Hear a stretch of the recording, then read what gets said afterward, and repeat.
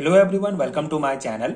आज हम इस वीडियो में BSc fourth semester chemistry subject के unit 3 chemical and ionic equilibrium and phase equilibrium unit का डिटेल सिलेबस डिस्कस करेंगे कि आपको इस पर्टिकुलर यूनिट के लिए कौन कौन से टॉपिक्स प्रिपेयर करने हैं आपके बीएससी फोर्थ सेमेस्टर के एग्जाम्स के लिए।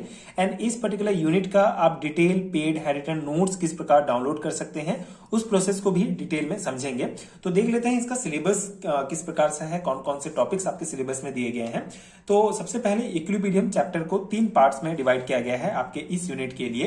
Chemical equilibria, ionic equilibria and phase equilibrium, तीनों बहुत इंपॉर्टेंट चैप्टर हैं, अपने आप में इंडिविजुअल यूनिट है, बट यहाँ पे इसके कुछ इंपॉर्टेंट टॉपिक्स को मेंशन किया गया है, आपके सिलेबस में जोड़ा गया है।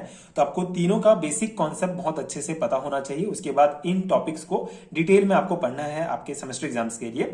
जैसे कि आपको पता है नेशनल एजुकेशन पॉलिसी 2020 के अकॉर्डिंग अब बीएससी सेमेस्टर वाइज हो गया है। तो जैसे एक सेमेस्टर में 4 यूनिट हैं, आपके 4th सेमेस्टर की अगर मैं बात करूं तो टोटल 4 यूनिट आपको प्रिपेयर करना होगा। तो एक यूनिट से लगभग आपका 20 मार्क्स का क्वेश्चंस आएगा, तो हर एक यूनिट को आपको अच्छे से प्रिपेयर करना है।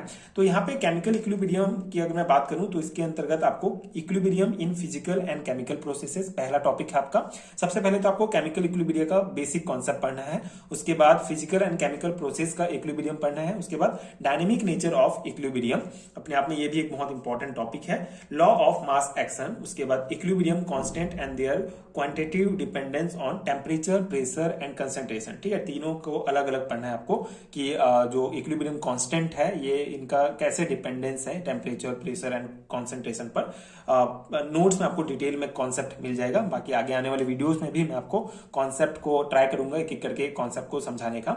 उसके बाद फैक्टर अफेक्टिंग इक्विलिब्रियम एंड एक बहुत इंपॉर्टेंट टॉपिक जो है ली चैटलियर प्रिंसिपल। ठीक है, ये अपने आप में बहुत इंपॉर्टेंट टॉपिक है। तो इतना आपको पढ़ना है केमिकल इक्विलिब्रियम चैप्टर के लिए। उसके बाद आयनिक इक्विलिब्रिया के अंतर्गत आपको ionization of acid and bases, then strong and weak electrolytes क्या होता है, इलेक्ट्रोलाइट्स का कॉन्सेप्ट आपको डिटेल में पढ़ना है। Then degree of ionisation, ionisation constant and ionic product of water, फिर ionisation of weak acids and bases, then pH scale, फिर common ion effect and solubility product. ठीक है, तो ये कॉमन आयन इफेक्ट अलग टॉपिक है एंड सॉल्युबिलिटी प्रोडक्ट अलग topic है। ठीक है, विद इलस्ट्रेटिव एग्जांपल। ठीक है, इलस्ट्रेटिव एग्जांपल्स के द्वारा आपको सॉल्युबिलिटी प्रोडक्ट्स जो है कॉन्सेप्ट पढ़ना है।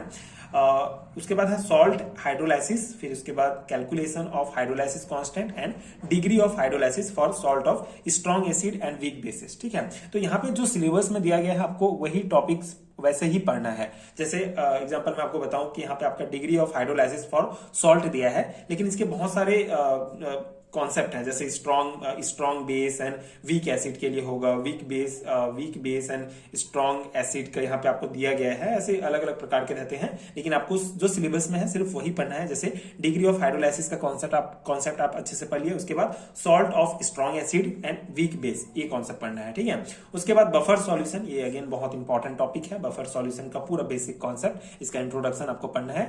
देन हेंडरसन हेजलबर्ग इक्वेशन है, एक इंपॉर्टेंट इक्वेशन है। And then acidic and basic buffer क्या होता है, ये कॉन्सेप्ट है। तो इतने में आपका आयनिक इक्विलिब्रिया कवर हो जाएगा। डेफिनेटली बीएससी 4th सेमेस्टर का जो सिलेबस है थोड़ा वास्ट है। जो टोटल जो 4 यूनिट है, चारों यूनिट थोड़े लंबे, बहुत सारे टॉपिक्स उसमें इंक्लूड हैं, बट आपको एक सेमेस्टर के लिए इतना पढ़ना पड़ेगा, अच्छे से आपको पढ़ना है सेमेस्टर एग्जाम्स के लिए। एंड देन आपका इसी में इक्विलिब्रियम वाले में थर्ड जो पार्ट है, जो सी पार्ट है, वो है फेज इक्विलिब्रियम। तो फेज इक्विलिब्रियम में आपका गिब्स फेज है, ये इसका कॉन्सेप्ट है, इसका डेरिवेशन नहीं है, आपको बेसिक कॉन्सेप्ट पढ़ना है। देन फेज, फिर components and degree of freedom. ठीक है, ये भी इंपॉर्टेंट टर्म्स हैं फेज इक्विलिब्रियम के अंतर्गत। फिर application of phase rule in one component system. ठीक है, यहाँ पे जो सिस्टम्स दिए हैं जैसे वाटर सिस्टम है एंड सल्फर सिस्टम है, ये वन कंपोनेंट सिस्टम है, ये आपको पढ़ना है। Then reduced phase rule and application of phase rule in 2 component system. एक तो 1 कंपोनेंट सिस्टम में आपको वाटर सिस्टम और सल्फर सिस्टम पढ़ना है, 2 कंपोनेंट सिस्टम में आपको पीबीएजी लेड सिल्वर सिस्टम पढ़ना है and congruent ferric chloride system. ठीक है, तो इतना आपका टॉपिक है फेज इक्विलिब्रियम के अंतर्गत। तो ये आपका डिटेल सिलेबस है थर्ड यूनिट का। आप सिलेबस अच्छे से देख लीजिए, क्योंकि सिलेबस ही इंपॉर्टेंट है। सिलेबस आप समझ गए, सिलेबस के अकॉर्डिंग आप प्रिपरेशन कर लिए एग्जैक्टली टॉपिक्स को, तो आपका एग्जाम डेफिनेटली आसान हो जाएगा। तो ये है बीएससी फोर्थ सेमेस्टर के unit 3 chemical and ionic equilibrium phase equilibrium का डिटेल सिलेबस। ठीक है, अगर मैं स्पेसिफिक सिलेबस की बात करूं तो ये एग्जैक्टली सिलेबस छत्तीसगढ़ के जितने भी यूनिवर्सिटीज हैं सभी में लागू होता है। तो अगर आप छत्तीसगढ़ के किसी भी यूनिवर्सिटी से बीएससी फोर्थ सेमेस्टर के स्टूडेंट हैं तो ये एज इट इज सिलेबस आपको देखने को मिलेगा। अगर आप दूसरे स्टेट के स्टूडेंट हैं, दूसरे यूनिवर्सिटीज के हैं, तो लगभग एनपी का सिलेबस जो है लगभग सेम है, बट मे बी किसी दूसरे सेमेस्टर में दूसरा यूनिट ऐसे करके है। तो आप अपना देख सकते हैं, आप टॉपिक मैच कर सकते हैं। आपके सिलेबस में भी ये टॉपिक्स हैं तो आप ये नोट्स कंसीडर कर सकते हैं। एंड आगे आने वाले वीडियोस आप मेरे चैनल में देख सकते हैं, चैनल के साथ जुड़े रह सकते हैं। बाकी अगर मैं इसके हैंड नोट्स की बात करूं, अगर आपको इसका पीडीएफ फॉर्म में हैंड नोट चाहिए इस कंप्लीट यूनिट का, तो नीचे डिस्क्रिप्शन बॉक्स में आपको लिंक मिलेगा, जहां से आप डायरेक्ट इंस्टामोजो के वेबसाइट पर पहुंच जाएंगे। वहां पर आपको इंडेक्स, ये सेम इंडेक्स दिखेगा, आप एक बार इंडेक्स जरूर मैच कर लीजिएगा। उसके बाद बाय नाउ का ऑप्शन आपको दिखेगा, आप उस पर क्लिक करेंगे तो आप एक दूसरे पेज पर पहुंच जाएंगे, जहां पे आपको अपना first name, last name, email address ये सभी फिल करना पड़ेगा। ईमेल एड्रेस अच्छे से आप फिल कीजिएगा, क्योंकि पीडीएफ आपको यहीं पे मिलेगा।